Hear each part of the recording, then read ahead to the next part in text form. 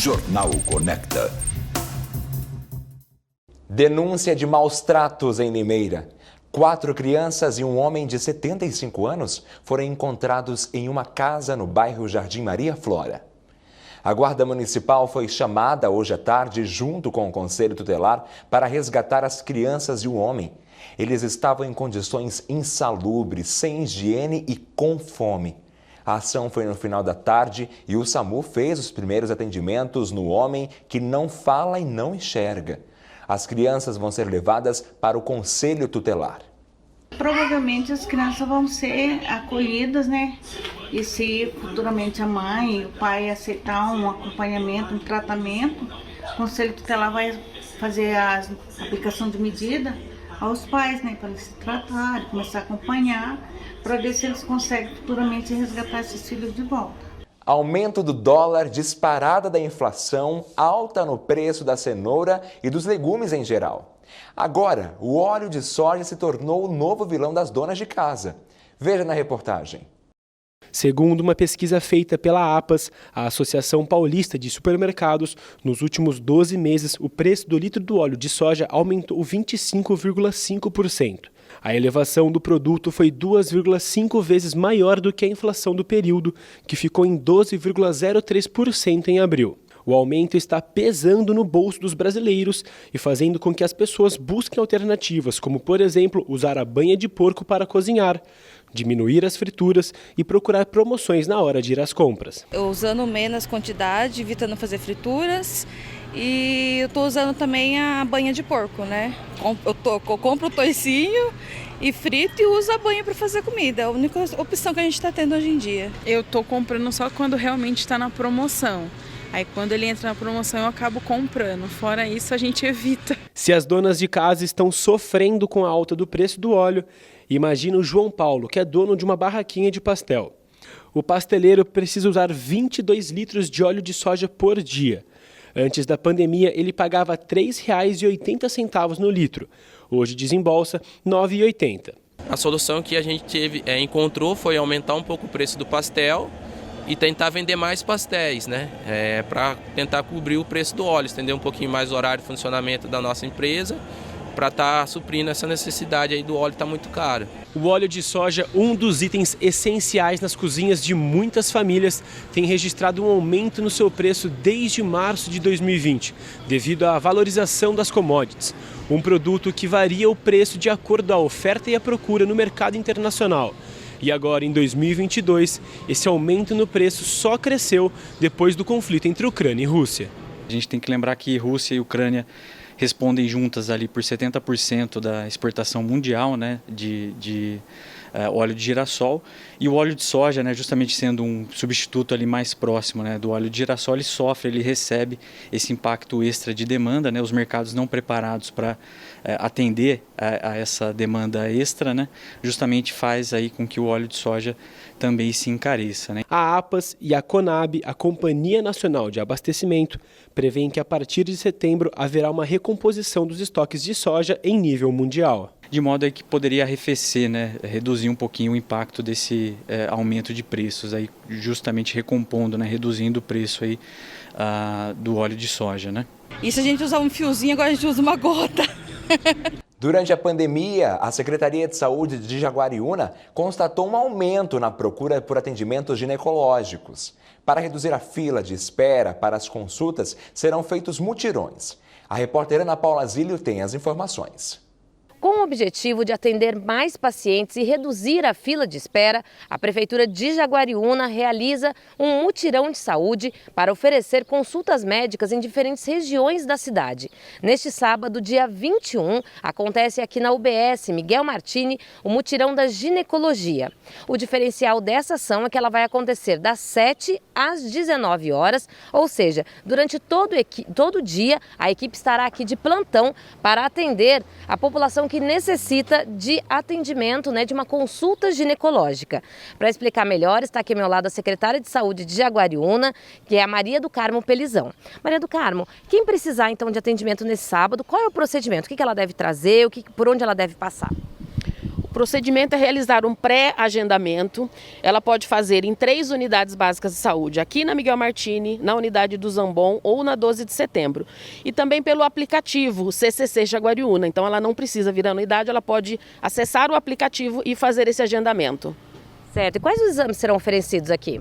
Nós ofereceremos consultas de ginecologia, exames de prevenção, avaliação ginecológica e também nós ampliaremos a avaliação de saúde bucal por conta da semana, né, de prevenção contra o câncer bucal. Então as equipes odontológicas também estarão aqui fazendo avaliação bucal de todas as pessoas que vierem passar pelo ginecologista. Certo. E durante essa época de pandemia, né, houve um represamento, digamos, dos atendimentos, né? É por isso que vocês estão fazendo esses mutirões. Tem muita mulher precisando dessas consultas? Exatamente, né? A gente trata como uma sequela da pandemia, né? Que é essas consultas reprimidas. E a gente percebeu que nessa região a gente tem um represamento de consultas de ginecologia. E a gente vai fazer durante 3 meses esse mutirão com diversas especialidades, com clínico geral, com ginecologia e com pediatra, dependendo da realidade de cada região. Certo. Então quer dizer que o mutirão ele vai acontecer então durante 3 meses em diversos locais da cidade. Exatamente, porque o nosso objetivo é acabar com essa demanda reprimida. Tá certo, muito obrigada pela entrevista. Então lembrando, né, que esses mutirões devem acontecer aí durante 3 meses e que os horários eles serão divulgados, né, de acordo com a realização dos mutirões em cada bairro. De Jaguariúna, Ana Paula Zílio. Amanhã tem Virada da Saúde em Cordeirópolis com a realização de exames como hemograma, colesterol, triglicérides. Vai ser das 8 horas da manhã ao meio-dia. Serão oferecidos também orientações sobre saúde mental, atendimentos com clínico geral, nutricionista e avaliação odontológica. Quem comparecer também vai poder fazer testes rápidos de HIV, sífilis, Covid, além de atualizar a carteirinha de vacinação. A ação vai ser no posto de saúde do Jardim Progresso, que fica na rua José Olívia Delteso, 637. Amanhã vai ter mutirão contra a dengue em Rio Claro. Os agentes da saúde vão percorrer o bairro Jardim Novo para recolher material que possa servir de criador do mosquito transmissor da doença e orientar a comunidade sobre a importância de medidas preventivas. A ação vai ser das 7 da manhã à 1 da tarde. Neste ano, a cidade registrou 253 casos de dengue. Nós vamos para um rápido intervalo e a seguir você vai conhecer os temperos exóticos usados nos pratos de vários países servidos na Festa das Nações de Piracicaba. Ficou curioso? Então não saia daí, é já já.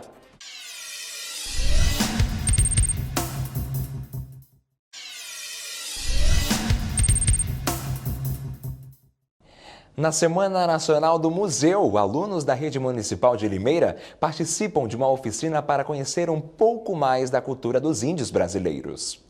Hoje, o dia foi diferente para esses 16 alunos da EMF Maria Aparecida de Luca Moura. Eles participaram de diversas atividades no museu da cidade. As crianças de 5 anos passearam pela reserva técnica do Museu Major José Levi Sobrinho. Lá, eles conheceram os trabalhos feitos nos bastidores e os cuidados com o acervo. É gratificante a gente ver os pequenos perceberem que eles entenderam, né, o que é a questão do patrimônio cultural, essa percepção do cuidar, a nossa memória. Então, assim, é gratificante, é demais. Os alunos também participaram de uma oficina didática com o tema Conhecendo a Cultura Indígena, onde foram apresentados aos pequenos parte da arte e cultura dos índios do Brasil. São mais de 100 itens, entre cocares, colares, brincos, chocalhos, zarabatanas, remos, cestas, cachimbos, objetos de decoração e também a boneca Riochoco, da tribo Carajá, que serviu de inspiração para uma atividade com as crianças. Foram confeccionar a sua família. Então nós vimos ali irmãos, pais, que eles foram fazendo com massinha de modelar, porque a boneca Riochoco ela é feita com barro, né, com argila. Então a gente vai trabalhar com argila com criança pequena, nesse frio também não dá. Então a gente trabalhou com massinha de modelar para eles e trabalha coordenação motora fina, parte pedagógica, didática, trabalhar tudo com eles. Vai chegar em casa e contar para os seus pais? Vou. O que você vai falar para eles? Que eu gostei muito e que eu passei no museu que eu aprendi sobre os índios e que eu ganhei massinha e que eu aprendi a fazer boneca e também que os instrumentos musicais. Hoje eu aprendi um monte de coisas sobre os índios. O que você fez com a massinha? Eu fiz com o meu irmão. O que você achou? Eu achei legal. Para a professora, essa visitação foi importante para os alunos, porque além deles terem um contato com a cultura, eles também vivenciaram na prática o que aprenderam em sala de aula. Principalmente porque os alunos eles conhecem a outra parte do museu, né? É estar nos bastidores, estar vendo aquilo que os técnicos fazem antes dos materiais serem expostos, das peças serem expostas. Para eles foi importante também, né? Entender como isso funciona. Você gosta de experimentar novos temperos? Se a resposta for sim, tem um programa saboroso te esperando neste final de semana em Piracicaba. É a Festa das Nações, com um cardápio dos 4 cantos do mundo. Jaqueline Bonon fez a reportagem. Logo à frente das barracas estão os cardápios, e é difícil escolher um prato entre tantas gostosuras. Mas em alguns pontos, complicado mesmo é entender o nome e o tipo de ingrediente que vai nelas. Entre as 17 nações representadas no evento, sempre tem aquelas que trazem uma cultura gastronômica diferente da que o brasileiro está acostumado. Uma delas é o espaço coreano. Aqui todas as voluntárias seguem as orientações do chefe Lucas, natural da Coreia do Sul. E um item que acompanha quase todos os pratos é o kimchi, uma conserva de acelga fermentada que é considerada base para todas as refeições. A kimchi é muito importante. A gente compara com feijoada ou feijão que a gente consome todo dia, mas não é isso. Basicamente ele é um legumes fermentada, funciona como se fosse aquele molho vinagrete. Só que como o coreano gosta de comer isso do dia a dia, então a gente vai usando aí café da manhã, almoço, janta, e sempre tem que ter. Quando se fala em culinária japonesa, 2 coisas são essenciais: o corte e o tempero. O corte é diferente também para a culinária japonesa, a gente tem a questão do tempero, é um tempero diferente, né, comumente é utilizado. O tempo de preparo, então, a higienização e tudo isso contribui para o sabor. Temperatura de óleo, ponto de macarrão, são bem diferentes do que a gente é comumente utilizado aqui no Brasil. E todos os pratos são desenvolvidos para destacar o umami, considerado o 5º sabor. E a culinária japonesa inventou o 5º sabor, que esse seria o umami, que realça o sabor. Aquele sabor que você coloca na boca, você sente, dá água na boca, você quer comer mais. Você estava falando que o 5º sabor, ele sempre está presente e ele vem de um tempero especial? Seria o molho dashi. A gente usa o dashi, porém a gente usa o Ajinomoto, que seria o dashi industrializado. Um dos pratos espanhóis mais famosos carrega uma história interessante. Os espanhóis, no verão, eles saíam para caçar e aí, naquela época, como não tinha refrigeração, eles salgavam as carnes. E os retalhos, eles utilizavam, misturando com um arroz típico deles lá, para fazer as refeições deles. E quando eles regressaram, começaram a falar, vamos fazer a nossa comida para elas. Então ficou para elas. Tem uma outra linha que diz que não, que a paella é a panela, que é o formato da panela que se faz a paella. E quando a tradição lá na Espanha chegou de fazer paellas, chegou no litoral, o pessoal do litoral tem abundância de frutos do mar.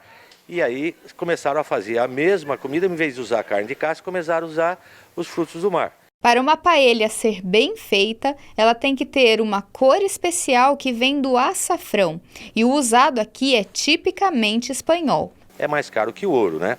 Mas a gente consegue ter um açafrão espanhol, que a gente tem uma importadora em São Paulo, que a gente encomenda e eles trazem para nós. No quiosque da Nova Zelândia, o destaque está na sobremesa. A pavlova nada mais é do que uma base de merengue com frutas que foi criada em homenagem à bailarina russa Anna Pavlova. Para ficar crocante por fora e macia por dentro, seu preparo exige muita paciência e habilidade. Mas aqui o pessoal conseguiu adaptar a receita para a montagem ficar mais fácil e ainda assim deliciosa. A pavlova na Nova Zelândia, ela é feita um disco de suspiro. E dentro daquele disco de suspiro é montado igual eu montei aqui.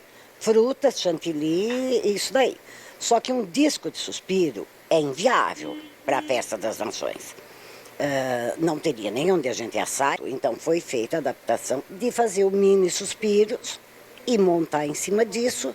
Antes era feito numa taça de vidro, daí veio a ideia, mas aí veio a ideia comigo mesmo, de fazer na casquinha de sorvete.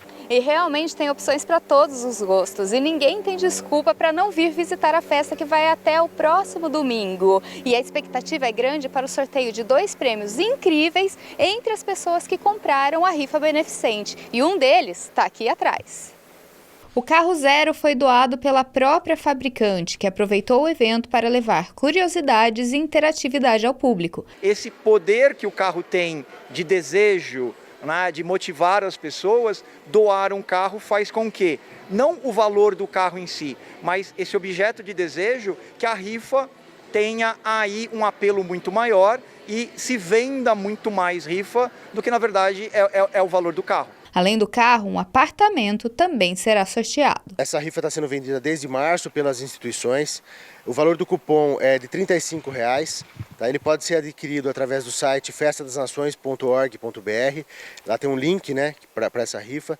E ele pode ser adquirido também diretamente com as instituições. Tem o cupom físico e o cupom online. A Prefeitura de Piracicaba liberou o transporte coletivo até domingo, entre 5 e 6 horas da tarde, para quem vai à Festa das Nações. É só pegar a linha 001 saindo do terminal de integração até o Engenho Central. O Jornal Conecta fica por aqui. Você pode rever o jornal completo no YouTube. Um bom final de semana para você. A gente se encontra na segunda-feira.